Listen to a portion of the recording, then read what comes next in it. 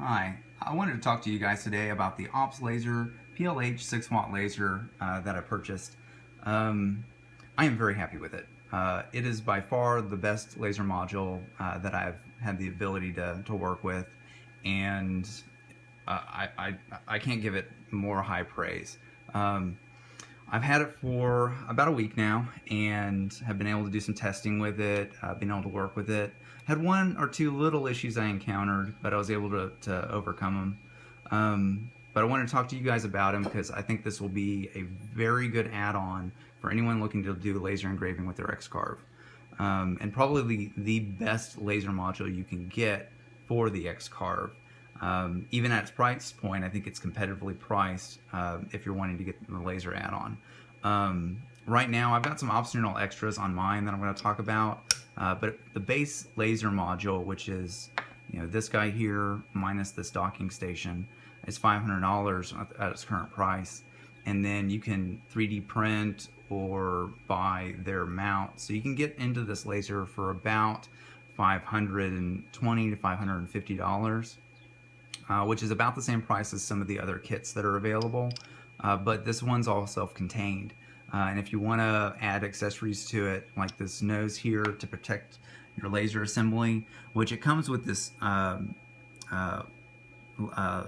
focus ring that goes around the laser lens and just snaps onto the laser lens and allows you a little more gripping area so that you can easily focus your laser.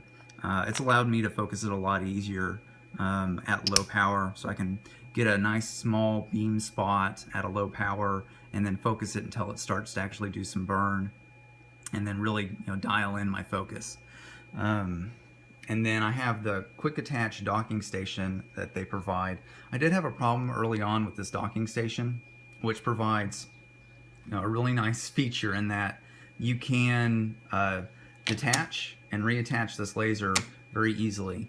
But you need to make sure that when you wire this up, and mine's not currently wired correctly, when you wire it up, you want to make sure that you look at the documentation that's on OptLaser's website. There is a proper way to wire it. You want to make sure that your power is wired to the pictures they have, because two of the traces are designed for power and the other ones are designed for signal. And if you put power through those signal traces, because they're smaller, you're burning one out, which is what happened to me. And so I just took this off and soldered two wires to complete those traces. And I'm up and running, and I have just a beefier connection now between all of it, so that I can use this docking station. Another note is that the docking station is not direct pass-through, so it's not outputting a mirror of what this connection is. There is a little bit of switching around. I'm hoping that OptLaser will make it so that this is direct pass-through and fix the trace issue at some point, so it doesn't matter how you wire it, as long as it's wired the same and mirrored on the other connection, it'll be good. But we'll see if they fix that, but be aware of it when you're first working with this so you don't run into trouble. Other than that, this has been a fantastic laser. When I'm not using it and I want to do some carving to keep my optics clean and people safe in case someone ever comes and plays with my X-Carve, I can take the laser off, store it somewhere safe under lock and key if I need to, and then put this dust cover on, carve, and then when I'm ready to laser engrave, take my laser and connect it. It's on there good and tight, it's not coming off. And then I have this 3D printed bracket that I designed that's on Thingiverse and also on the Inventables forums. You can 3D print this, and I like this one because it moves the laser a little further back. OptLaser has a mount available for the X-Carve as well, but it moves the laser just a little bit forward. But if you're wanting to go and buy this laser, you can buy it for the current price is $500 on their store, and then the bracket and be in this laser for about $550. Which, if you look at some of the other kits that are available online, or even building it yourself, this is pretty well priced. Maybe a little bit on the high end, but it is a more premium laser because it's all machined aluminum. But it's well priced. So when you look at some of the other kits, they usually have an external driver that you have to deal with. This one's all contained. The driver's is right here. and then you have the laser module. So it's all just there. So you just run wires to this and you're good to go, which is just fantastic. One other thing is there's been a lot of doubt whether or not this is actually outputting 6 watts. It is. I am more than confident that it is outputting 6 watts.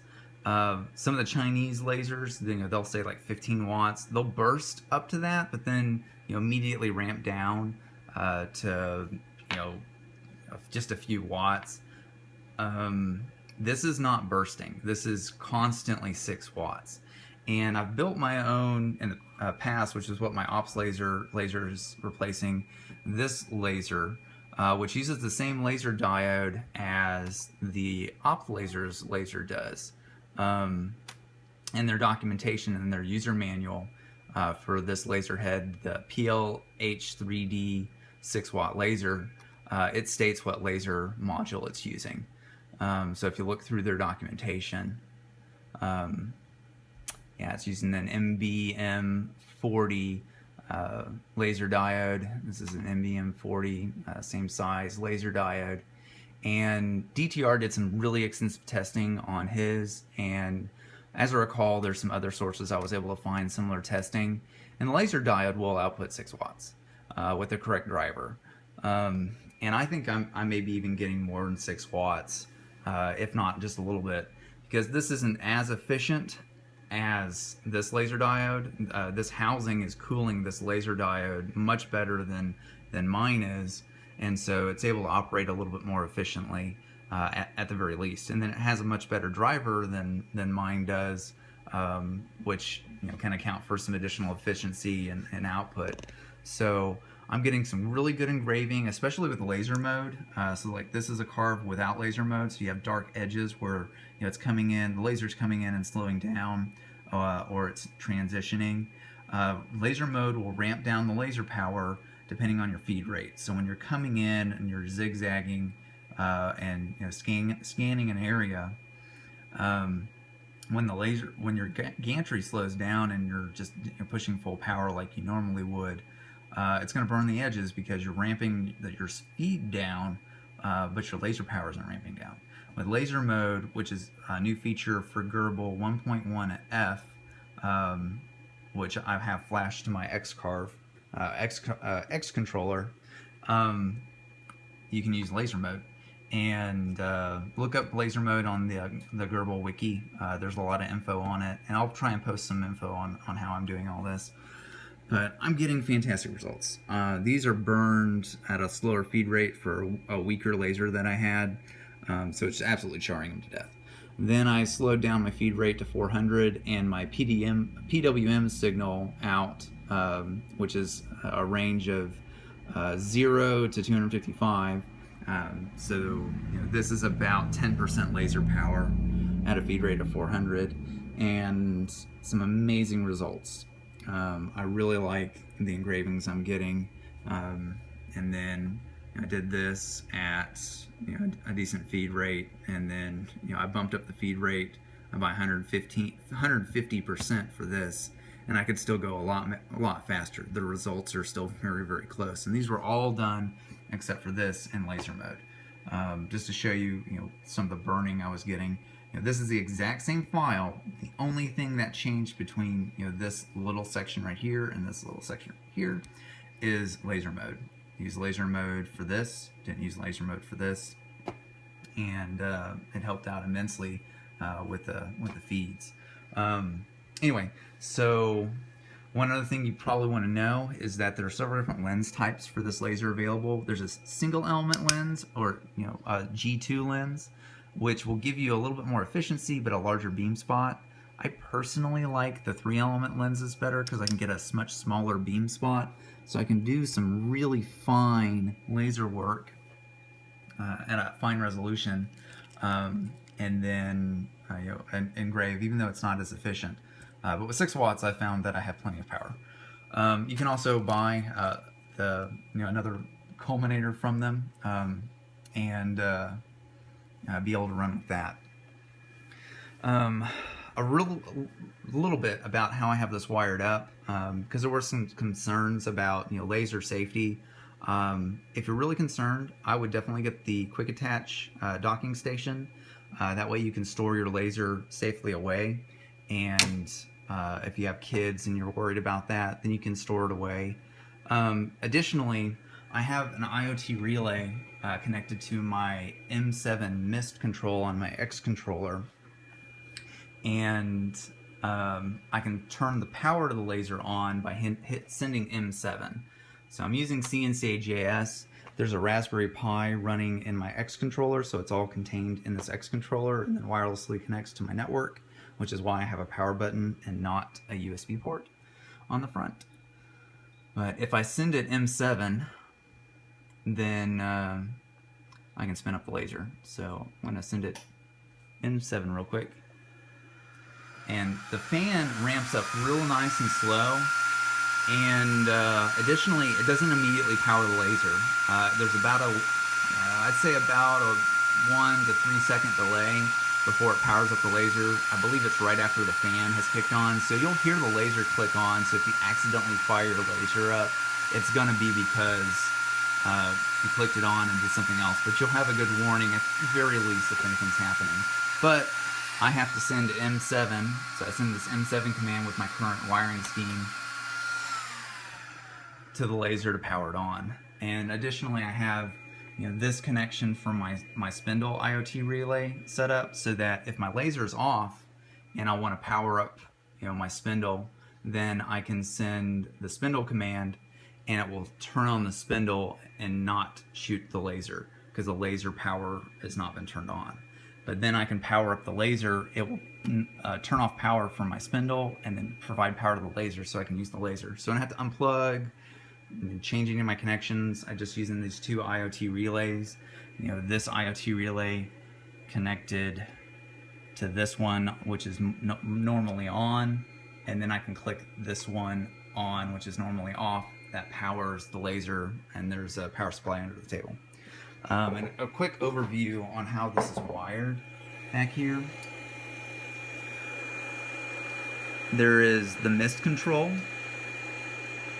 and spindle PWM right here. So spindle, as you wire up and connect that white wire, is connected to spindle PWM, and then mist M7 is connected to this IoT relay. So mist M7, and then this is connected to spindle PWM. So whenever I click on spindle PWM, it'll turn this on.